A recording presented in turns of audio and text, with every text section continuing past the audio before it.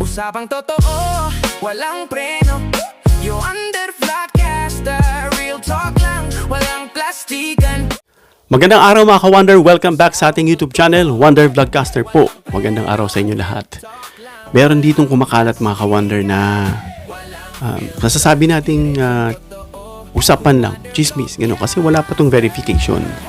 Pero ito'y nakakarating mula sa mga nagpapasingaw, no, ng mga informasyon.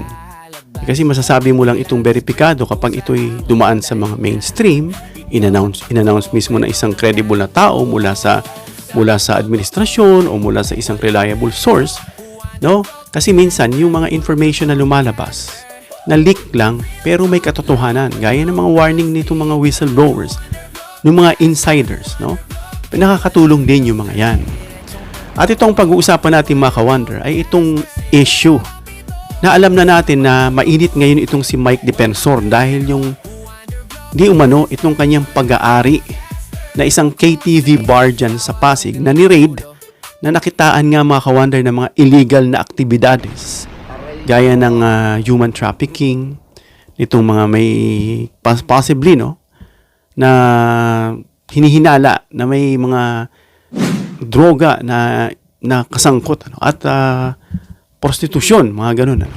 Kasi nga doon sa taas, sa second floor, parang naging ano na to, no, parang naging nag-serve na parang isang motel, no. Sa tawag nga nila is bahay bimbangan, parang ganun ang ibig nilang sabihin mga ka-Wonder.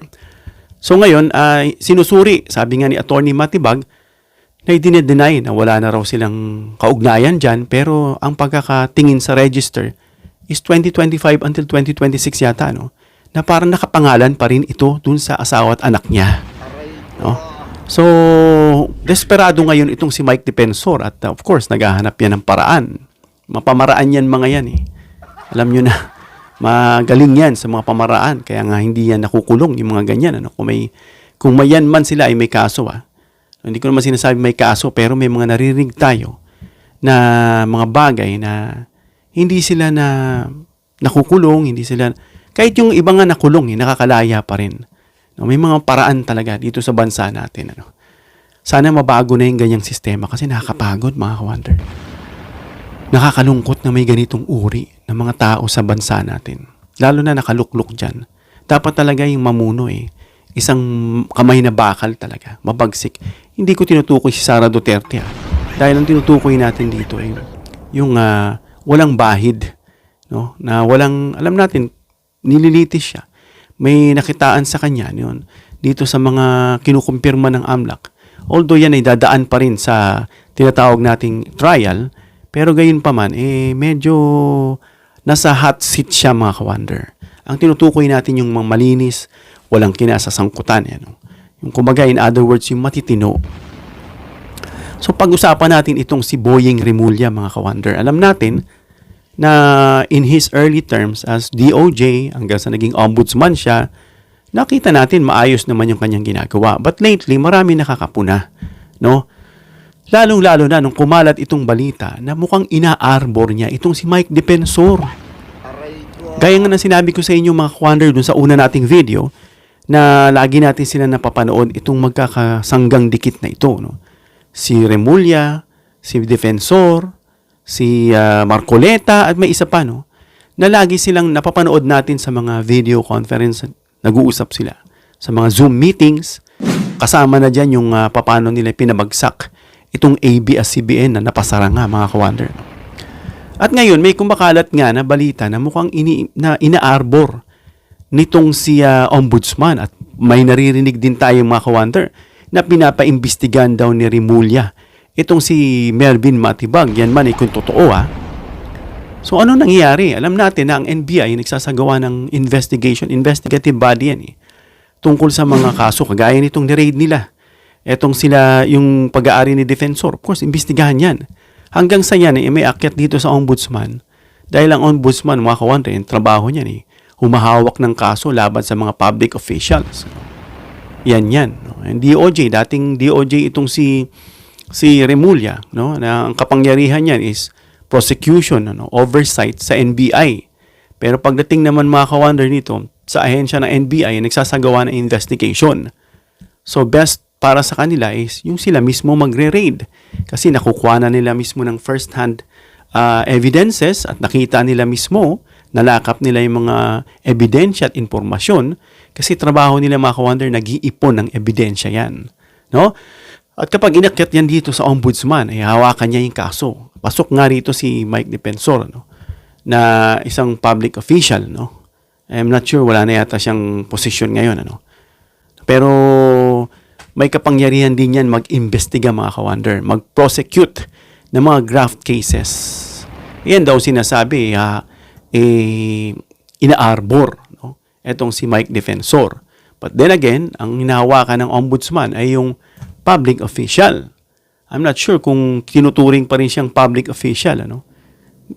May hinahawakan ba si Defensor ngayon na posisyon? Comment down below mga ka-wonder. Ano? Kasi tumakbo siya bilang mayor, natalo siya eh. Unless ginawa siya, inappoint siya, mga ganun. Pero wala tayong nababalitaan ng ganyan. Kung meron man, comment down below. No? At yung isyong pag-aarbor dyan, very disappointing nga mga ka-wonder. Alam natin na ginagawa ni Director Melvin Matibag yung kanyang trabaho. No? Na, although hindi pa to kumpirmado mga ka-wonder. No? Pero sabi nga, sanggang dikit itong si Remulla at itong si Defensor. So, may posibleng sinasabing undue influence. Ano? Ito'y parang isang interference sa proseso. Sasaluhin mo eh. Para kang padrino, no? Parang ganun lumalabas. So, kailangan mga ka-wonder may konkretong ebidensya muna bago nating masabi. At alam natin na ang isang ombudsman ay isang impeachable officer din mga ka-wonder. Ano? Kaya pag nalaman na tagpuan na may abuse of authority at obstruction of justice, pwede siyang ma-impeach. No? Kaya ito'y dinig-dinig pa lang natin. No? Kung makita na talaga natin na na-absuelto, kasi sabi nila, pustahan tayo. May mga pustahan narinig, ma-absuelto yan si Mike Defensor. No? Eto na nga. No? Kaya ang tanong mga ka-wonder, may isa pa ritong tao na sinasabing si Lawrence Tan na nababalita yan daw isang presidente ng isang club na isang parokyano raw dyan sa nasabing KTV bar. At sinasabi yung magulong lumalaban daw dyan na lalaki, yun daw si Lawrence Tan. Pero ang sabi, hindi naman daw siya natag na si Lawrence Tan yun. Kumbaga, isa tong parang foreign national. Ano? Isang Taiwanese na isang parokyano dyan na talagang umalma at yun nga, pinusasan. Ano? Kung yan nga ay si Lawrence, may posibleng relevance, mga ka-wonder. No? Na when it comes to social organizational link. Pero nga mga ka-wonder, walang ebidensya na yun ay si Lawrence Tan. Ito raw si Lawrence Tan, ito'y hindi natin sure, no? Bulong-bulungan. Kumbaga parang maaring no? May kaugnayan daw sa mga social organization, indirect speculation. Hindi natin alam kung anong nililink nila dyan dito kay Matibag.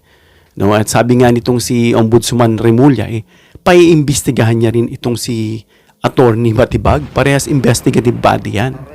Alam natin na itong si Melvin Matibag ay dating nasa administrasyon ni Duterte. Pero hindi siya yung tipong uri na nakikita natin. Yung alliance ay nasa isang tao. Yung kanyang allegiance, nasa isang tao. Kundi nasa batas, nasa bansa, nasa konstitusyon. No? Kaya nga nung wala na siya, inimbestigahan to sa Sara, nakita naman natin, all out, di ba? Kaya yung mga sinasabing arbor na yan, mga ka-wonder, ay hindi yan dapat umiiral dito sa ating bansa. Kasi pa, imbis na ma-resolbahan natin yung mga problema, lalong ginagaya, lalong walang mangyayari sa effort nitong NBI. Diba? So, sana hindi totoo yan. Yung mga sinasabing ina-arbor, na pinapadrino, mga ka-wonder. Dahil alam na natin, magkakaibang ahensya yan. May sariling sakop yan. Gaya nga na sinabi natin, ang NBI nagsasagawa ng investigasyon, nag-iipon ng ebidensya. At ang DOJ naman na dating pinanggalingan ni Remulla ay may kapangyarihan yan to prosecute, oversight sa NBI. At pagdating sa ombudsman, ito na yung mga nagpaparusa o humahawak sa kaso ng isang public official. May kapangyarihan itong mag-imbestiga rin. Pag dumating na sa kamay nila, sila naman. At mag-prosecute ng mga graft cases, yung mga kasong pang public officials. Kaya mga ka-wonder, abangan natin itong sinasabi na ito. Kung talaga bang ina-arbor ni Ombudsman Remulla etong si Mike Defensor at wag naman sana. Dapat walang kabarkada, walang kumpare-kumpare, walang kamag-anak gaya ng sinasabi ni PBBM na talagang pinatunayan niya to si Martin Romualdez ngayon iniimbestigahan. Diba? Kasi pinaniniwalaan talaga siyang mastermind, mga ka-wonder. Kahit pilit nating isipin na hindi kasi nasa administrasyon siya eh. Pero hindi naman tayo ang investigative body. Wala tayong sapat at malalim na kaalaman na ito nga ay iniimbestigahan. No? So, iwan natin sa kamay ng mga nag-imbestiga yan. At ang mahalaga, mga ka-wonder, bantayan din natin itong mga official na ito. Pwede rin naman kasi tayo magsampa ng kaso sa mga yan kapag nakitaan natin na abuse of authority. No? Pwede naman tayong People's Initiative, People's Act, na nakitaan natin ito. Kagaya itong ginagawa ng binuo ng People's Forum, People's Court. No? Kapag nakita na talaga nilang hopeless na itong mga namumuno ay namumuhay na lang sa sarili-sarili nilang mundo, no, na wala nang pakialam sa batas, talagang pumapasok na yung tao. Dahil sa tao kayo naglilingkod, no? Yung taong bayan, magkataon lang may batas para malaman natin na tayo ay lumalakad ng naaayon sa batas. Hindi ginawa ang tao para sa batas. Ginawa ang batas para sa tao. Para maging organized. At hindi tayo mag-act para mga uncivilized. At sundin, no? Dapat lalo na yung mga nasa pwesto, sila dapat yung unang-unang nagbibigay ehemplo. At kapag yan hindi nakikita, of course, pumupunta na yung tao sa kalsada, yan na lang ginagawa. Nagpi-people power. No?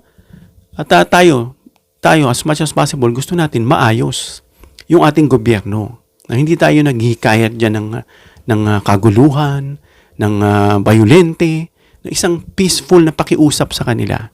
No? Gaya itong ginagawa natin, itong sa ating platform, we're just using our channel as a mouthpiece para iparating din, maintindihan ng mga nakaupo na tayo po'y nakatingin sa kanila at sana gampanan nila ng maayos. Kung talagang ang hangad natin is maging maayos yung bansa, matigil na yung corruption, di man lang 100%, at least nababawasan yan.